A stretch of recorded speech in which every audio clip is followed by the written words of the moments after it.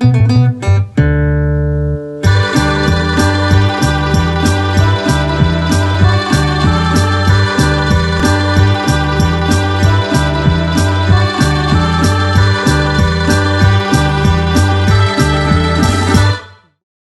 morning. It's really early morning here from Rome. It's about almost 6 o'clock here. It's still dark outside.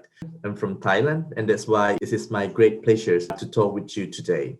My talk today, we will focus on the challenge of building sustainable food system. And we know that family farmers play an important role in the local food system and local food supply, the role of the family farmers in Asia. A lot of challenge that we are facing at the moment. We know that many family farmers in Asia still facing the situation of severe hunger and also poverty. Some of them have no land or have small land, less than 2 hectares. In some countries, less than 1 hectare. And some area, even in my own country in Thailand, some of them have just only half hectare to do their agricultures, because they are lacking access to the national resources in terms of land, water, technologies, finance, and market.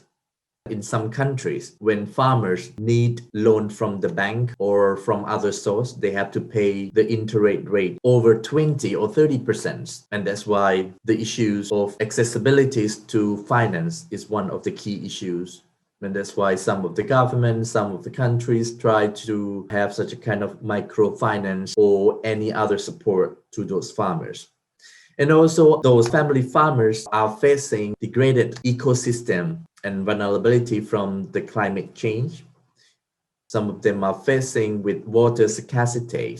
As you know that without waters, we cannot do agriculture. And once we are facing with the climate change, sometimes they are also facing with plant pests or any other disease that they haven't seen before.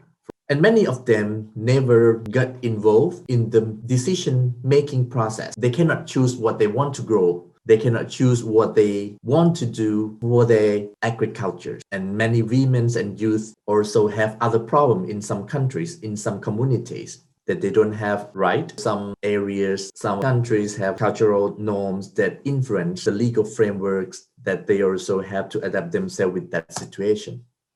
As all of you know that the COVID-19 is impacting the global, regional, and national food system, disrupting agricultural value chain, domestic and international trade, posing risks to household food securities. And in the meantime, also COVID-19 is creating awareness of food securities and food safeties for producers, businesses, governments, and also for us as a consumers. But we know that during the COVID-19 that we are facing at the moment, the family farmers are facing specific difficulties in accessing input for production, especially in some landlocked countries. If you want to buy some agricultural inputs, you have to pay more because there is no trucks to deliver agricultural input from other countries to their own countries. I can give you an example, like in Laos PDR. It's a landlocked country, which actually they rely the input from other countries. And once the country is locked down, the cost of agricultural inputs is increased. And also the cost of transportation is increased. And also according to the health measures, the trucks or people who enter to the countries is not allowed. Or even though they're allowed to enter to the country, it's just only 1 hour or 2 hours. And that's why it have created an impact. And also those farmers are facing the difficulty in accessing the market. Once consumption is reduced, for example, in Philippines, when there's no tourists, and then that's why demand is decreased. They don't know where they can sell their products. And also the movement restrictions do not allow the free flow of our products from the fields to the cities or from countries to another countries. And even how to preserve and conserve the unsold products because they don't have facilities to store their products. But we know that the family farmers also have a lot of opportunities. Some of you know that agricultural products, more than 70% produced by family farmers. And family farmers, you are on the front line of food securities to make sure that the consumers have enough food with high qualities, and you also produce healthy food. Because first you have to produce for yourself before you sell to others. And that's why in my home countries, Thailand, we are implementing the concept of sufficiency economy philosophies. We always say that first, produce enough for our own consumptions. When we produce enough, we are thinking about others to share with others whatever you give them for free in the communities. You can form the group of many farmers and you can sell your products to others. Family farmers, you also give the opportunities to build resilience or build back betters. And you are the one who really create a stronger food supply chains or local food system.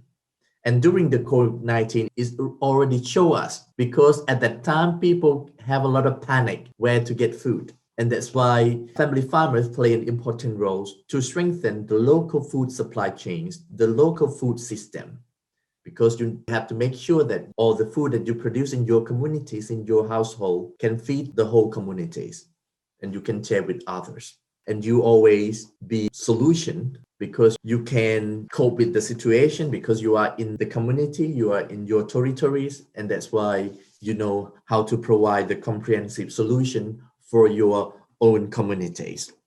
And once you form the group, you have the group of farmers, you have your own organization, you also can build up the economy of scale because you know that it's just only one farmers, you produce enough for yourself.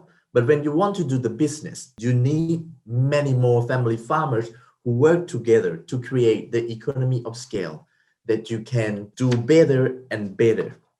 You know that now young farmers, they are reluctant to do agriculture. And that's why our communities, we are entered to the 18 communities for agricultural sectors. But many more young farmers see an opportunities because now we want to have safe food, we want to have healthy food, we want to have food that are different from others. That's why those young farmers, they have a lot of ideas. They are very innovative and they take advantage of their entrepreneurship skill, their knowledge on technology and innovations, marketing, or even their traditional knowledge. And they can create the new way of marketing for agricultural products. I have seen a lot in my own countries and also in different countries. For example, in some countries, once they know that they need a cold storage, the new idea came that, perhaps those young farmers, they can install the facilities for the cold storage in the village and they can keep their products longer and they can sell more to the market. We know that young generation, they have a lot of energies, they have a lot of ideas. Let them do and give an opportunity and support them in terms of investment, in terms of policies, in terms of finance, and they can do more and more. As the previous speakers already mentioned about the UN Decade of Family Farming, it's an instrument to improve the resilience, sustainability, inclusiveness, and availabilities of family farming. But we know that if the government and all of you who are farmers or farmers association don't take the ownership at the country level, if you don't translate the global framework, global action into the national actions and plans, it's just only another beautiful document that we produce. That's why the government, with civil society, with farmers organization, you need to translate all the global action to the local action, to the national action. And you are the one who can lead the process and take the ownership of the National Action Plan for the UN Decade of Family Farming and work with your government. And the family farmers have different roles in building better resilience and sustainable food system toward the Global Agenda 2030, which actually some of you already mentioned that family farmers play an important role to contribute to several SDGs. I can say that you work for all SDGs because you as a family farmers, you produce healthy and nutritious food for yourself and for others. And once you are in your communities, in your own countries, you know that whatever you do have an impact on the natural resources. And that's why you have to make sure that you can manage the resource sustainably in terms of soil, water management. You need sustainable management. Also, you make a contribution to the community as a producer, And I think it's a lot of role that you have to play to make sure that you can build back better and to make sure that all of you are in the best positions to develop resilience to climate change or to enhance biodiversity and also to ensure the ecosystem for your own communities, for your nation. What is the policies and programs that you indicate of family farming at the country level or at the regional level should prioritize? I think this morning, I think it's one of the colleagues already mentioned about land right, land tenure, which actually are the work of the Committee of World Food Securities that we are really focused in the last 10 years that we produced the voluntary guideline on the responsible governance of land tenure is one of the key tools to support the government to look at the issues of land right. Because in several countries in Asia, farmers have no right to get access to land.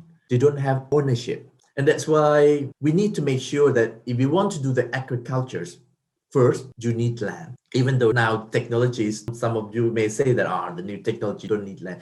But in principle, you need land. And that's why people need right to get access to land or to make sure that they have the ownership to have land for their own agricultures, and also to make sure that we can promote sustainable agricultural investment at the country level. When the investment come to the countries, to the local communities, we know that sometimes it create other impact. And that's why to make sure that we promote sustainable investment for agricultures at the country level, at the community level, to make sure that we protect our people. And also to make sure that we need to support the investment that enable family farmers to develop resilient livelihood and reduce inequalities, and also promote innovation and technologies that adaptable for family farming. Because sometimes when we talk about our smart agriculture, precision agricultures, high technologies, those technologies not only for the big corporate, but also can be adapted for small scale, medium scale family farmers.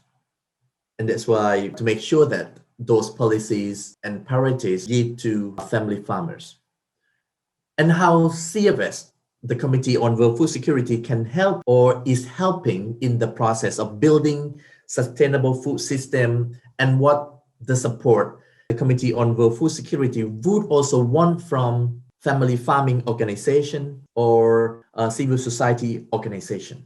As you may know that the Committee on World Food Security is the foremost inclusive intergovernmental multi-stakeholder platform to ensure food security and nutrition. The CFS, with its internationally negotiated global policies, provide to the government and other stakeholders with guidance on how to ensure the participation of smallholders, family farmers. Because at CFS, we provide space for family farmers to echo your voice, to speak what is your need. And also we want to bring the concrete solutions and directions for sustainable food system. Because this one is a very unique platform, it's not only the government or the members to talk, but we give opportunity for civil society, private sectors, and others to talk the issues of food securities. And that's why you can echo your voice at the Committee on World Food Securities.